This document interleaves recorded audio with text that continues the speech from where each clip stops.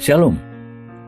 Renungan kali ini berjudul Gereja Sejati adalah Mempelai Kristus, bagian 6, oleh Evangelis Lokamanya Prawiro.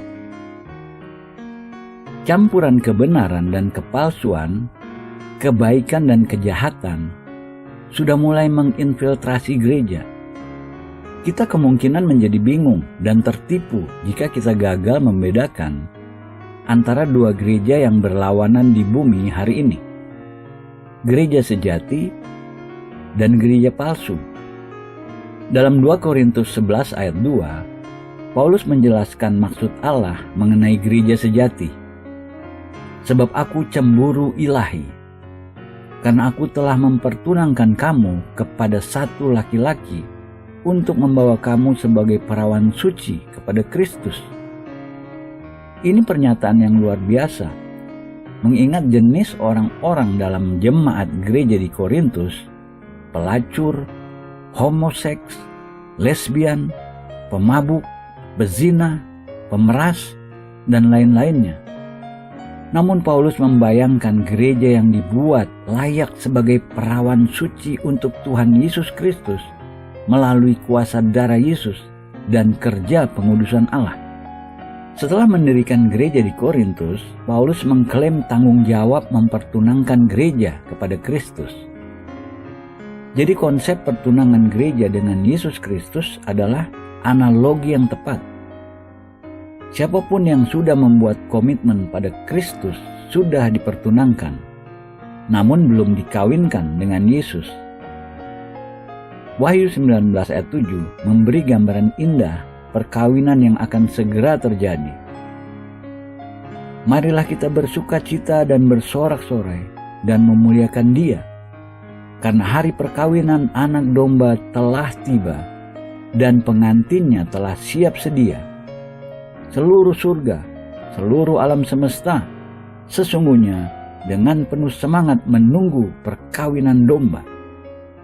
Allah memperlakukan mempelainya, gereja sejati, dengan kasih, berkat, dan persediaan melimpah. Ia akan berbagi tahtanya dengannya untuk kekekalan. Konsep pertunangan antara Kristus dengan gereja menolong kita mengerti hubungan benar kita dengannya dan atribut benar gereja sebagai mempelainya. Pada zaman Paulus, pertunangan lebih mengikat daripada tukar cincin pada kebudayaan masa kini. Hari ini, satu pasangan boleh membatalkan tukar cincin mereka tanpa akibat. Dalam kebudayaan Alkitabiah, meski demikian, pertunangan adalah komitmen sakral dan resmi, hampir mengikat seperti perkawinan. Memutus sumpah pertunangan sama dengan memutus sumpah perkawinan.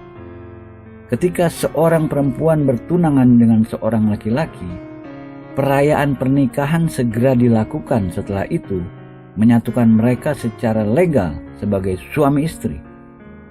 Gereja sejati memiliki komitmen total kepada Yesus dan Ia kepadanya. Penyucian dan pemurnian mempersiapkan gereja untuk dikawinkan dengan mempelainya, Kristus.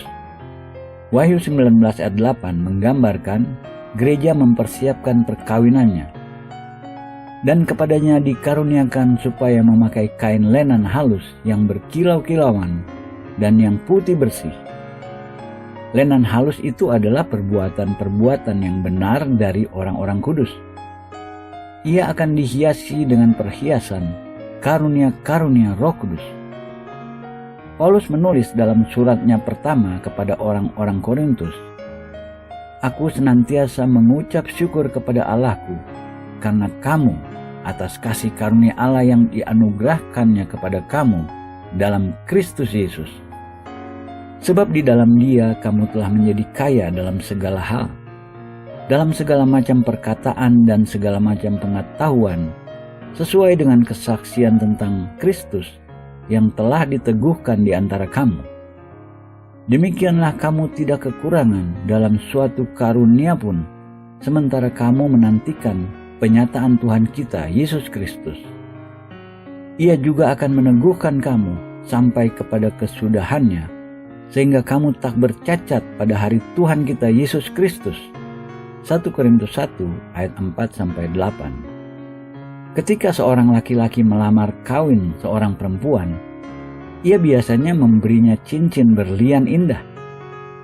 Apakah kita bisa membayangkan seorang perempuan setuju menerima lamaran perkawinan tetapi menolak cincinnya?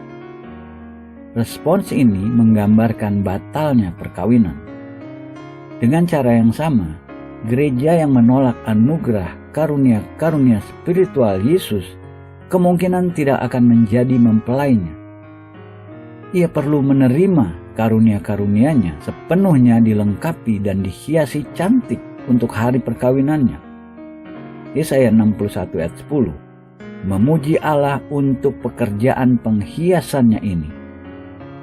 Aku bersukaria di dalam Tuhan, jiwaku bersorak-sorai di dalam Allahku, sebab ia mengenakan pakaian keselamatan kepadaku dan menyelubungi aku dengan jubah kebenaran, seperti pengantin laki-laki yang mengenakan perhiasan kepala dan seperti pengantin perempuan yang memakai perhiasannya. Meski beberapa orang Kristen sudah mengenakan pakaian keselamatan, mereka belum mengenakan jubah kebenaran. Ketika Yesus menyelamatkan kita, Ia menyelubungi kita dengan pakaian ini. Jika prospek ini tidak menggairahkan kita sebagai cincin pertunangan, kemungkinan ada sesuatu yang salah. Lagi, gereja mempersiapkan dirinya dan kepadanya dikaruniakan supaya memakai kain len halus yang berkilau-kilauan dan yang putih bersih. Lenan halus itu adalah perbuatan-perbuatan yang benar dari orang-orang kudus. Wahyu 19 ayat 8. Pakaian keselamatan dirajut dari banyak benang lenan yang merepresentasi perbuatan-perbuatan benar yang kita lakukan. Jika demikian, banyak perbuatan-perbuatan benar diperlukan untuk membuat seluruh gaun. Apakah beberapa dari kita memiliki cukup bahan untuk merajut gaun seperti itu? Beberapa dari kita mungkin berpakaian minim. Mengantisipasi hari perkawinan membuat kita mempercepat pembuatan gaun perkawinan untuk menutupi kita seluruhnya. Karakteristik lain gereja sebagai pengantin perempuan adalah antisipasi penuh hasrat kedatangan mempelainya. Ibrani 9 ayat 28 berkata, demikian pula Kristus hanya satu kali saja mengorbankan dirinya untuk menanggung dosa banyak orang. Sesudah itu ia akan menyatakan dirinya sekali lagi tanpa menanggung dosa untuk menganugerahkan keselamatan kepada mereka yang menantikan dia. Gereja sejati bergairah mengenai kedatangan Kristus. Ia akan menyatakan kepada mereka yang dengan bergairah menunggunya. Apakah kita bisa membayangkan seorang pengantin perempuan bermalas-malasan atau bosan ketika ia mendengar bahwa mempelai laki-lakinya dalam perjalanan? Titus 2 ayat 12-13 mengatakan pada kita, Ia mendidik kita supaya kita meninggalkan kefasikan dan keinginan-keinginan duniawi, dan supaya kita hidup bijaksana, adil, dan beribadah di dalam dunia sekarang ini dengan menantikan penggenapan pengharapan kita yang penuh bahagia dan penyataan kemuliaan Allah yang maha besar dan juru selamat kita, Yesus Kristus. Sebagai orang-orang Kristen, kita harus memiliki komitmen penuh pada gereja sejati, berserah pada Kristus, mempelainya. Hubungan ini dicontohkan oleh Paulus dalam Efesus 5 ayat 22-23. Hai istri, tunduklah kepada suamimu seperti kepada Tuhan, karena suami adalah kepala istri, sama seperti Kristus adalah kepala jemaat. Dialah yang menyelamatkan tubuh. Kristus adalah kepala gereja, dan hubungannya dengannya sama dengan suami pada istrinya. Seperti istri setia berhubungan dengan suaminya, begitu pula gereja berhubungan dengan suaminya, Yesus Kristus. Hubungan ini dikarakteristikkan dengan kasih kehormatan, penyerahan, kesetiaan, dan melayani dengan kasih. Seorang istri berserah pada suaminya. Gereja berserah pada Kristus.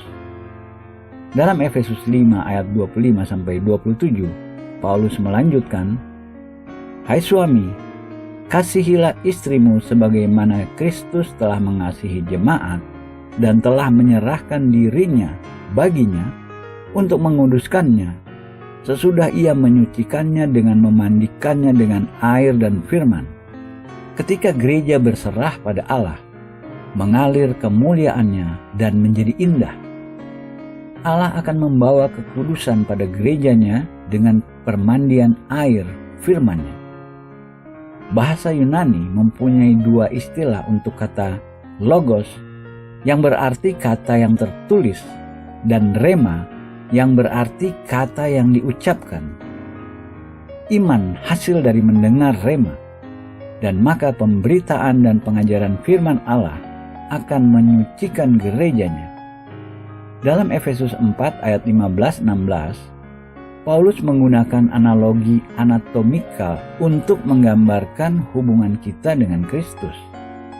Tetapi dengan teguh berpegang kepada kebenaran di dalam kasih, kita bertumbuh di dalam segala hal ke arah Dia, Kristus yang adalah kepala. Daripadanya lah seluruh tubuh yang rapi tersusun dan diikat menjadi satu oleh pelayanan semua bagiannya, sesuai dengan kadar pekerjaan tiap-tiap anggota, menerima pertumbuhannya dan membangun dirinya dalam kasih. Seluruh tubuh bergantung pada kepala, melaluinya mendapatkan instruksi untuk tumbuh, mendapatkan makanan, dan berfungsi dengan efektif. Begitu pula dengan tubuh Kristus, persekutuan yang terdiri dari semua orang percaya. Hubungan yang rusak dengan kepala menghilangkan tubuh Kristus dari kehidupan rohani yang memberi makanan dan pengarahan. Penipuan merusak hubungan ini. Paulus memperingatkan orang-orang percaya mengenai ini dalam Kolose 2 ayat 18-19. "Janganlah kamu biarkan kemenanganmu digagalkan oleh orang yang pura-pura merendahkan diri dan beribadah kepada malaikat, serta berkanjang pada penglihatan-penglihatan dan tanpa alasan membesar-besarkan diri oleh pikirannya yang duniawi, sedang ia tidak berpegang teguh kepada kepala, dari mana seluruh tubuh yang ditunjang dan diikat menjadi satu oleh urat-urat dan sendi-sendi menerima pertumbuhan ilahinya." Ketika kita memutus hubungan dengan kepala, kita semua jatuh ke dalam kesalahan, penipuan, atau pengajaran palsu yang mengkontradiksi kebenaran Allah. Orang-orang percaya bisa menghindari bahaya-bahaya ini dengan mempertahankan hubungan benar dengan Kristus Yesus, kepala. Jangan biarkan siapapun ikut campur dalam hubungan pribadi kita dengannya. Yesus Kristus sebagai kepala kita memiliki 4 fungsi utama yang bisa dimengerti dalam terang fungsi-fungsi kepala sehubungan dengan tubuh. Pertama, kepala menerima masukan dari lingkungan luar melalui 5 panca indera dan dari sistem internal seperti organ dan sel-sel yang berkomunikasi dengan saraf reseptor di otak. Allah mendengar kita. Ia tahu pikiran-pikiran kita, kebutuhan-kebutuhan kita, dan kerinduan-kerinduan kita. Kedua, kepala membuat keputusan-keputusan, mengatakan pada tubuh apa yang harus dilakukan. Kepala memiliki satu-satunya kemampuan membuat keputusan. Dalam Yohanes 15 ayat 16, Yesus mengatakan pada rasul-rasulnya, "Kamu tidak memilih aku, namun aku memilih kamu." Allah memilih untuk menyelamatkan kita. Inisiatif untuk menebus orang-orang dunia dimulai bukan dari dunia atau penduduknya, namun dari Allah. Ia memilih mereka dari kita yang akan berbuah abadi, seperti Yesus menjelaskan terperinci dalam Yohanes 15 ayat 16. Aku telah menetapkan kamu, supaya kamu pergi dan menghasilkan buah, dan buahmu itu tetap, supaya apa yang kamu minta kepada Bapa dalam namaku, diberikannya kepadamu. Ketiga, kepala menginisiasi tindakan. Pergerakan intensional otot tubuh merespons pada rangsangan yang dikirim oleh otak. Kita bisa membuat program-program agamawi sebanyak mungkin di gereja. Namun jika Allah tidak menginisiasinya, mereka tidak akan menghasilkan buah, apalagi buah abadi.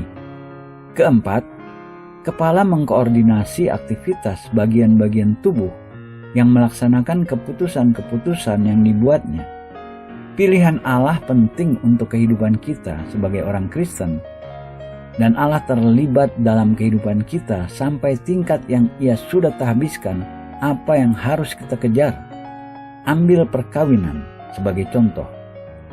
Jika kita mempertimbangkan untuk kawin, disarankan kita kawin dengan orang yang Allah pilih. Jangan putuskan sendiri. Mari kita pertimbangkan contoh di mana murid-murid Yesus bertanya untuk tuntunan mengenai urusan penting pelayanan. Sebelum hari Pentakosta, 11 rasul berkumpul di Yerusalem. Satu dari rasul mula-mula hilang, Yudas Iskariot, dan harus ada 12 rasul. Seperti harus ada 12 fondasi dan 12 gerbang di tembok Yerusalem baru. Lihat Wahyu 21 ayat 12 dan 14. Petrus sebagai pemimpin tahu bahwa satu hilang, maka ia berkata, "Jadi harus ditambahkan kepada kami seorang dari mereka yang senantiasa datang berkumpul dengan kami selama Tuhan Yesus bersama-sama dengan kami, yaitu mulai dari baptisan Yohanes sampai hari Yesus terangkat ke surga meninggalkan kami, untuk menjadi saksi dengan kami tentang kebangkitannya." Kisah Para Rasul 1 ayat 21-22. Petrus mensyaratkan kualifikasi spesifik untuk rasul ke-12. Ia harus pernah hadir sepanjang pelayanan Yesus, dan ia harus pernah menyaksikan Yesus sejak kebangkitan sampai kenaikannya. Dua orang memenuhi kualifikasi ini. Yusuf yang disebut Barsabas dan yang juga bernama Justus, dan Matias. Kisah Para Rasul 1 ayat 23. Di titik ini, rasul-rasul membuang undi. Pengertian mereka sendiri tidak bisa lebih jauh. Menginginkan pilihan Allah, mereka tidak tahu apa-apa selain melakukan undi, melempar koin secara acak untuk mengizinkan pilihan Allah memanifestasi sendiri. Kisah Para Rasul 1 ayat 24-26 mengatakan, mereka semua berdoa dan berkata, "Ya Tuhan, Engkaulah yang mengenal hati semua orang. Tunjukkanlah kiranya siapa yang Engkau pilih dari kedua orang ini untuk menerima jabatan pelayanan, yaitu kerasulan yang ditinggalkan Yudas yang telah jatuh ke tempat yang wajar baginya." Lalu mereka membuang undi bagi kedua orang itu, dan yang kena undi adalah Matias. Dan dengan demikian, ia ditambahkan kepada bilangan ke-11 rasul itu. Matias pilihan Allah sebagai rasul ke-12. Pilihan Allah mengekspresi inisiatifnya, dan inisiatif Allah mengekspresi kepemimpinannya. Gereja harus bertobat dari tindakan angkuh, gegabah, dan lancang karena memaksakan inisiatif mereka sendiri menyangkal kepemimpinan Yesus. Orang-orang percaya melakukan yang sama dalam mencari pilihan Allah. Dalam Kisah Para Rasul 13 ayat 1 dan 2, pada waktu itu dalam jemaat di Antiokhia ada beberapa nabi dan pengajar, yaitu Barnabas dan Simeon yang disebut Niger, dan Lukius orang Kirene, dan Menahem yang diasuh bersama dengan raja wilayah Herodes, dan Saulus.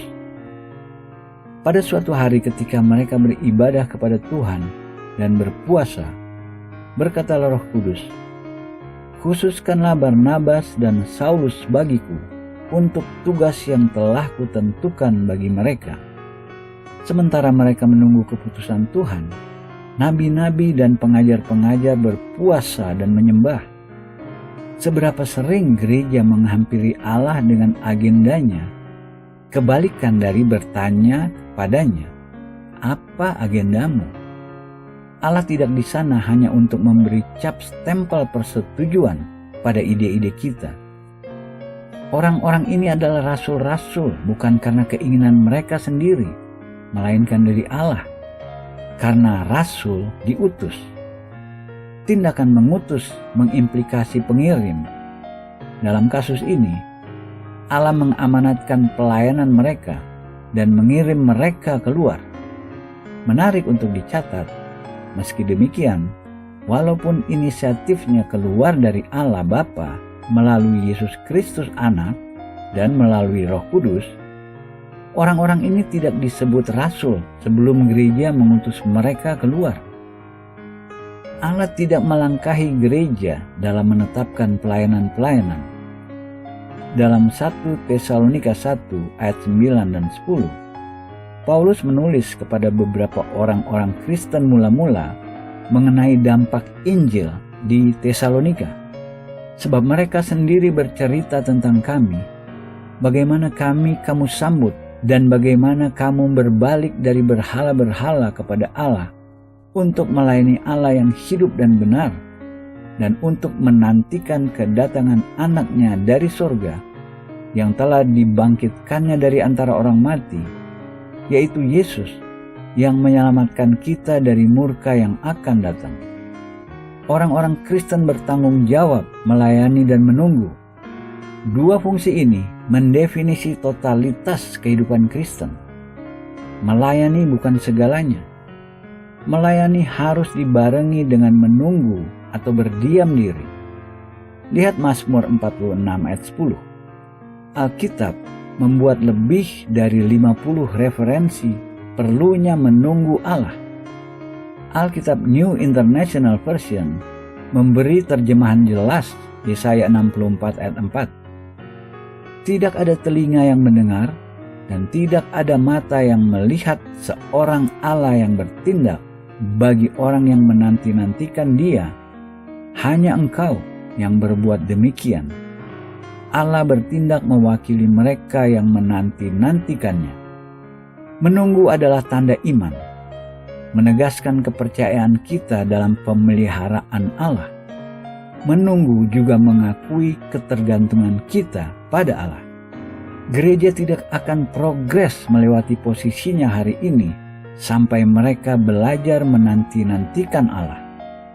Yesus akan kembali pada gereja yang menunggunya, dan dalam pemeliharaan Allah, satu masa akan datang ketika kita akan berhenti melayani dan hanya akan menunggu. Pelayanan akan selesai, tinggal menunggu. Amin.